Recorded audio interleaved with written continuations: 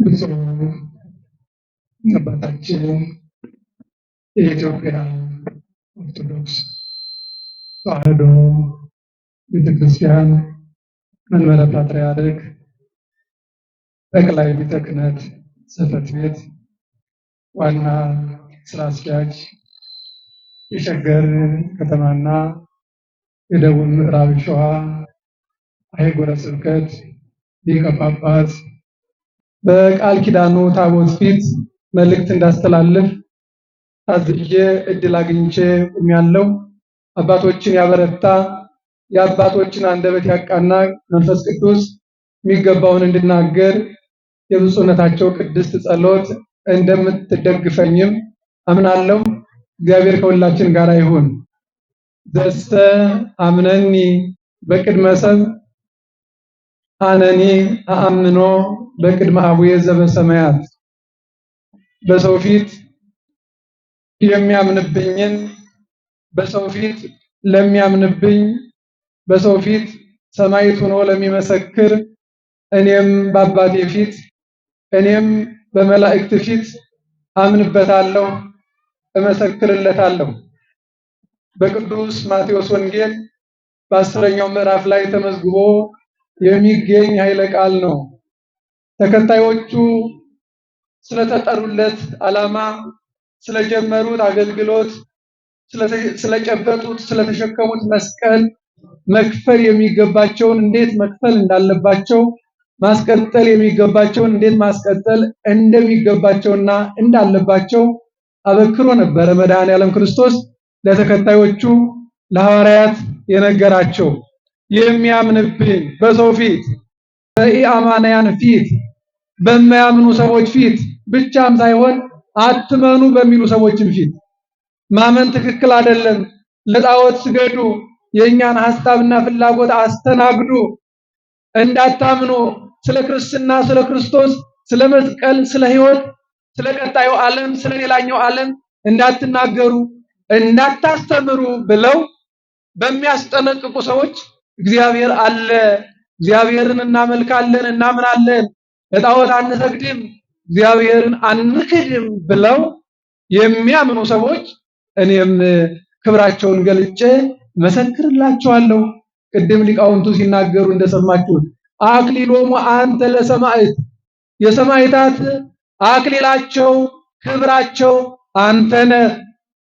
ሰማዕታት እነማን ናቸው? የመሰከሩ፣ ለእውነት የቆሙ፣ ለመስቀሉ ክብር የቆሙ፣ በመስቀል ላይ የተሰቀለውን ክርስቶስን የሰበኩ። እኛስ የተሰቀለውን ክርስቶስን እንሰብካለን። እኛም መስቀሉን ተሸክመን ነውና የተከተልነው።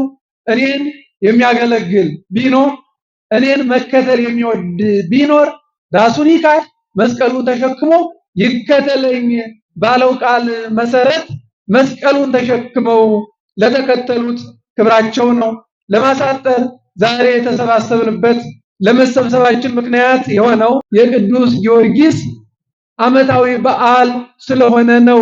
ይህ ደግሞ የሱ መቅደስ ነው።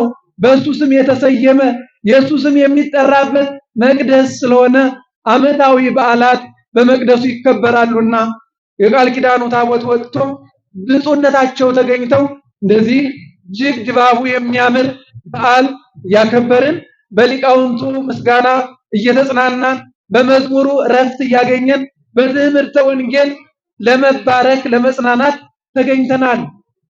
ቅዱስ ጊዮርጊስ ዛሬ ምን አደረገ?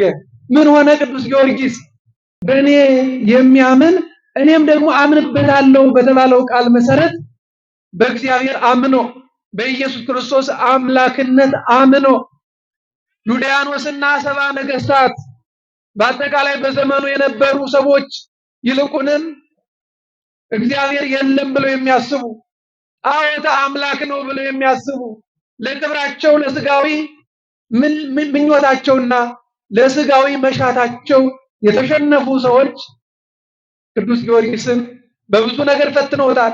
መጀመሪያ በማታለል በሀብት፣ በጥቅም፣ በገንዘብ፣ በስልጣን ለመደለል ለማታለል ብዙና ብዙ ብለውት ነበረ። በፊት ለፊታችን አትቁም፣ ንጉሱንና ሰራዊቱን አትቃወም፣ መሪዎችን አትቃወም። ስህተትን ቢሰሩ ስህተታቸውን ተቀበል። ጣዖትን ቢያመልኩ ያመለኩትን አምልክ። የወደዱትን ውደድ። ለሚንበረከኩለት ተንበርከክ። ስልጣን ይሰጥሃል፣ ክብር ይሰጥሃል፣ ሀብት ይሰጥሃል፣ የምትፈልገው ወርቅ ብር ይሰጥሃል። እንደፈለግህ ሆነህ መኖር ትችላለህ ብለውት ነበረ። አልቀበልም፣ እኔ የክርስቶስ አገልጋይ ነኝ፣ እኔ የክርስቶስ ወታደር ነኝ፣ ሐዋርያዊ ምዕመን፣ ቅድም ልጆቹ እንዳሉት ታማኝ አገልጋይ፣ ክርስቶስን እንዳገለግል መስቀል ይዤ ክርስቶስን የተከተልኩ ነኝ፣ ከዓለም የተለየው ነኝ፣ ክርስቲያን ነኝ፣ ክርስቲያናዊ ገሃደ እኔ በእውነት በግልጽ ክርስትናዬን እመሰክራለሁ አለ። የቻሉትን ያላደረጉ አልተሳካም። በገንዘብ በስልጣን በጥቅም የማይሸነፍ እንደሆነ ሲረዱ በኃይል ለማሸነፍ ኃይል አጠናክረው የሚቀጣበትን ነገር ሁሉ አመቻችተው ማሰቃየት ጀመሩ። በብዙ ስቃይ ውስጥ አልፏል ቅዱስ ጊዮርጊስ፣ በረከቱ ይደርብን። ብዙ የተጋደለ ለ7 ዓመታት በስቃይ ውስጥ ያለፈ ብዙ መከራ ውስጥ ያለፈ ሰማዕት ነው ቅዱስ ጊዮርጊስ። በዛሬው ዕለት በመንኮራኩር ተፈጭቶ ስባረ አጽሙ ዝሮተ አጽሙ በመባል ይታወቃል። የዛሬው በዓል አጽሙ ተሰባብሮ ተፈጭቶ ደብረ ይድራስ ወይም ይድራስ በሚባል ተራራ ላይ የተበተነበት ዕለት ነው። ዘረውጎ ደብረ ይድራስ ከመጸበል ዘነፋስ፣ ነፋስ እንደሚበትነው ነፋስ ጠራርጎ እንደሚወስደው ትቢያ አቧራ ከፍ ወዳለ ተራራ ወስደው አጽሙን ወይም አጥንቱን ከፈጩትና ካደቀቁት በኋላ በትነውት ነበረ። ተገላገልነው፣ አረፍነው። ከዚህ በኋላ የሚከራከረን ከዚህ በኋላ የሚቃወመን የለም ሲሉ ያመኑትን ክብራቸውን ገልጦ የበለጠ እንዲሰሩ የሚያደርግ እግዚአብሔር፣ የተናቁትን ከፍ አድርጎ በበለጠ ክብር የሚገልጽ እግዚአብሔር ይህንን ድንቅና ታላቅ ሰማዕት በክብር አስነሳው። ደስ ይበላችሁ። በቅዱስ ወንጌል እንደዚህ ተጽፏል።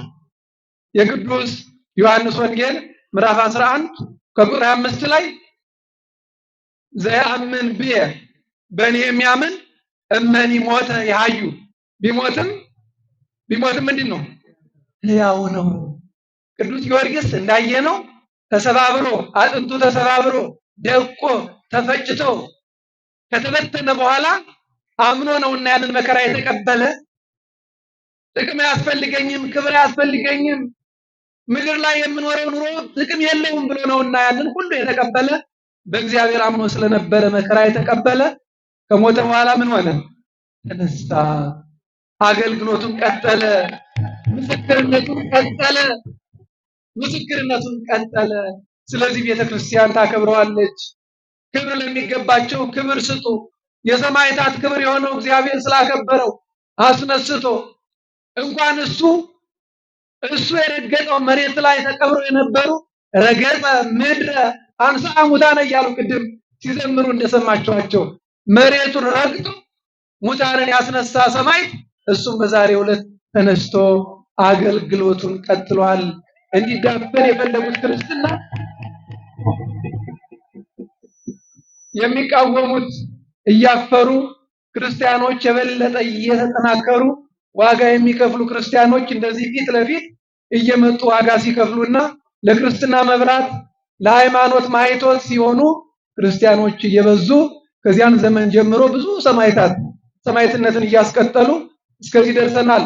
የተወደዳችሁ የእግዚአብሔር ቤተሰቦች ቅዱስ ጊዮርጊስ ሰማዕት ሆኖ ቅዱስ ጊዮርጊስ መከራ ተቀብሎ እንዳየነው በብዙ ስቃይ ውስጥ አልፎ ይሄንን ሁሉ ክብር አግኝቷል።